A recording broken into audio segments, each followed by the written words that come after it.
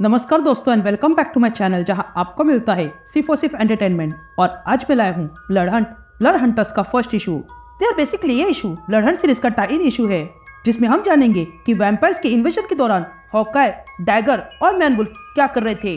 तो यार वीडियो पे नए हो तो वीडियो को लाइक कर देना और चैनल को सब्सक्राइब कर देना। और साथ ही मेरे चैनल पर ज्वाइन बटन स्टार्ट हो गया है तो आप वहां से भी ज्वाइन कर सकते हो। और उसी के साथ अब आप मुझसे व्हाट्सएप पर भी जुड़ सकते हो जिसका लिंक मैं आपको डिस्क्रिप्शन में दे दूंगा। तो यार अब तक आपने देखा कि अचानक से वैम्पायर्स ने अर्थ पर हमला कर दिया है, इसलिए एवेंजर्स उन्हें रोकने जाते हैं। लेकिन तभी उन्हें पता चलता है कि इम्पॉसिबल सिटी में कोई आ गया है, इसलिए एवेंजर्स उसे रोकने जाते हैं। लेकिन वहां वो बुरी तरह से हार जाते हैं। तो अब आगे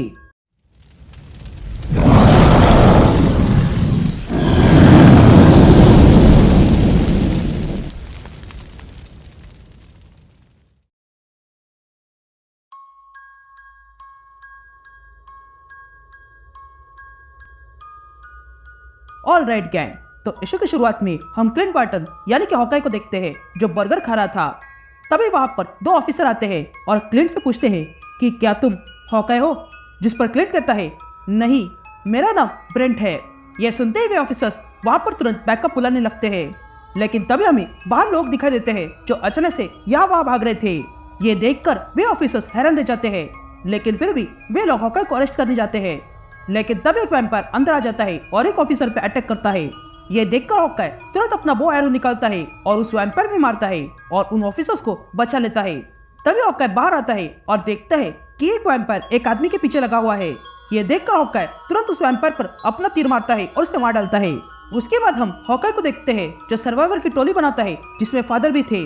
तभी हॉकाई उन सबको लेकर बाहर सड़क पर निकलता है और वैम्पायर्स को मारने लगता है। लेकिन तब एक वैम्पायर हॉकाई पर अटैक करता है, लेकिन हॉकाई उसे अपने एरो से खत्म कर देता है।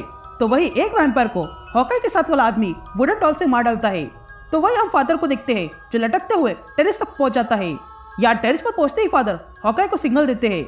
लेकिन तब एक वैम्पायर हॉकाई पर हमला कर देता है। लेकिन तभी पीछे से एक आदमी आता है और उस वैम्पायर के सीने में लकड़ी घुसाकर उसे मार डालता है। यहाँ हम फादर को देखते हैं जो टेरेस पर वाटर टैंक के पास आता है और उस वाटर टैंक के पानी को अपनी प्रेयर से होली वाटर बनाता है। तो वही नीचे रास्ते पर हॉकाई वैम्पायर्स को मारने में लगा था। लेकिन तभी वो देखता है कि वहां पर बहुत सारे वैम्पायर्स आ चुके थे। ये देखकर हॉकाई तुरंत अपना एरो निकालता है और उस वाटर टैंक पे मारता है, जिसके कारण वो वाटर टैंक फट जाता है और सारा पानी नीचे आता है। अब होली वाटर के कारण वहां आए हुए सारे वैम्पायर्स एक ही पल में खत्म हो चुके थे। यहाँ सीन शिफ्ट होती है और हम मैनहट्टन देखते हैं जहाँ पर जे जोना जेमसन तैयार होकर अपने बेटे के साथ कहीं जा रहा था। तभी जॉन जेमसन से कहता है कि जल्दी करो, हमें लेट हो जाएगा। जिस पर जोना कहता है कि टेंशन मत लो, मैंने वहां पर रिजर्वेशन करके रखी है। यह कहते हुए दोनों बाहर निकलते हैं। तभी जोना जॉन से पूछता है कि रेवनक्रॉफ्ट में तुम्हारे साथ सब कुछ ठीक है ना, जिस पर जॉन हाँ कहता है। तभी आगे जोना जॉन से कहता है कि यह मत भूलना कि यह जॉब तुम्हें विल्सन फिस्क के कारण मिली है, क्योंकि वो तब मेयर था लेकिन अब ल्यूक केज मेयर है, तो तुम्हें उसके सामने भी अच्छा रहना होगा। यह कहते हुए दोनों होटल में आने लगते हैं। लेकिन तभी वह दोनों देखते हैं कि होटल से एक आदमी अपनी जान बचाते हुए बाहर निकल रहा था। और तब वो आदमी इन दोनों से कहता है कि भागो यहाँ से, वैम्पायर्स ने यहाँ पर हमला किया है। यह कहते ही होटल को तोड़ते हुए एक वैम्पायर बाहर आता है। यह देखकर जॉन तुरंत मैनवुल्फ बन जाता है। तभी देखकर जोना जॉन से कहता है कि मैं स्पाइडरमैन को बुलाता हूँ, जिस पर मैनवुल्फ कहता है नहीं, वो आने तक बहुत देर हो जाएगी। यह कहते ही मैनवुल्फ उस वैम्पायर पे हमला कर देता है और उसको उठाकर अपने साथ ऊपर ले जाता है। तभी वो वैम्पायर मैनवुल्फ से कहता है कि मैं तुम्हारे बारे में जानता हूँ, लेकिन तुम भी हम सब का कुछ नहीं बिगाड़ सकते हो। तभी मैनवुल्फ का ध्यान आसमान में जाता है और वो देखता है कि आसमान में थॉर और कैप्टन मार्वल वैम्पायर से लड़ रहे थे। लेकिन तभी मौके का फायदा उठाकर वो वैम्पायर मैनवुल्फ को काट लेता है। इसलिए गुस्से में आकर मैनवुल्फ उस वैम्पायर को नीचे फेंक देता है। लेकिन तभी जोना वहां आकर वुडन स्टिक उस वैम्पायर के अंदर घुसा देता है और उस वैम्पायर को मार देता है। तभी जोना देखता है कि मैनवुल्फ को वैम्पायर ने काट लिया है। ये देखकर जोना स्पाइडरमैन को कोसने लगता है और फिर वुडन स्टिक लेकर अपने ही बेटे को मारने जाता है। लेकिन तभी मैनवुल्फ जोना का हाथ पकड़ लेता है और कहता है डैड, मैं ठीक हूँ, मैनवुल्फ इन वैम्पायर से इम्यून है, आपको टेंशन लेने की जरूरत नहीं है। ये सुनते हुए जोना फिर से स्पाइडरमैन को कोसने लगता है। लेकिन तभी मैनवुल्फ जोना से कहता है कि हमें इन वैम्पायर्स को मारने के लिए अच्छा खासा प्लान बनाना होगा। लेकिन तभी वहां जोना को देखकर दो सर्वाइवर्स आ जाते हैं।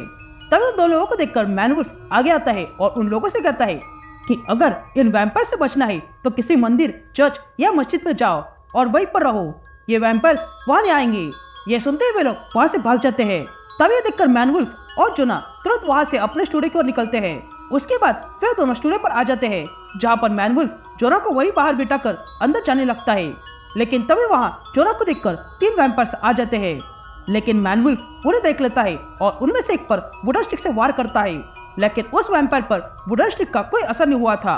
ये देखकर वो वैम्पायर बहुत खुश होती है। लेकिन तभी मैनवुल्फ अपने गले में पहने हुए स्टोन का इस्तेमाल करता है, जिसके कारण वो अब और भी ताकतवर हो चुका था। और तब वो एक ही पल में वहां आए हुए एक वैम्पायर का सर चबाकर उसे मार डालता है। ये देखकर वो दूसरी वैम्पायर वहां से भागने लगती है।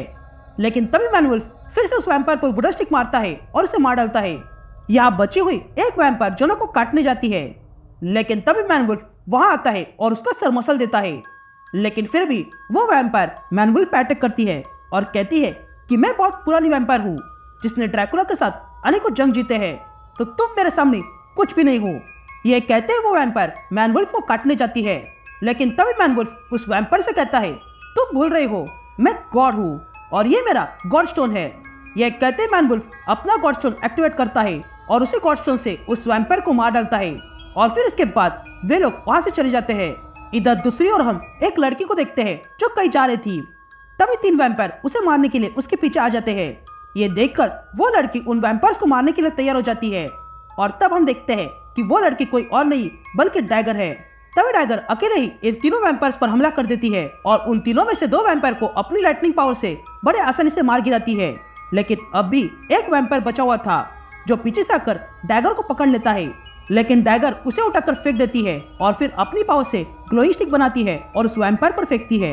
लेकिन वो वैम्पायर उन ग्लोइंग स्टिक को डॉच करते हुए डैगर के पास आने लगता है और डैगर पे अटैक कर देता है। लेकिन डैगर उसके अटैक को डॉच कर लेती है और सीधा उस वैम्पायर के पैर में हमला कर देती है और अपनी ग्लोइंग स्टिक उसके पैर में घुसा देती है, जिसके कारण वो वैम्पायर वहीं पर जलकर राख बन जाता है। लेकिन तभी वहां पर एक और वैम्पायर आ जाता है और डैगर पे अटैक करता है। लेकिन डैगर उसके अटैक से बचते हुए अपने ग्लोइंग स्टिक निकालती है और उस वैम्पायर पर फेंकती है, जिसके कारण वो वैम्पायर पास की कार में फंस जाता है। लेकिन तभी वो वैम्पायर अपनी पूरी ताकत लगाता है और उस कार को फोड़ देता है और फिर डैगर को मारने के लिए कूद जाता है। लेकिन अचानक से एक वुडन बुलेट आकर उस वैम्पायर को लग जाती है और वो वैम्पायर वहीं पर राख हो जाता है। ये देखकर डैगर भी हैरान थी और वो ढूंढने लगती है कि ये किसने किया।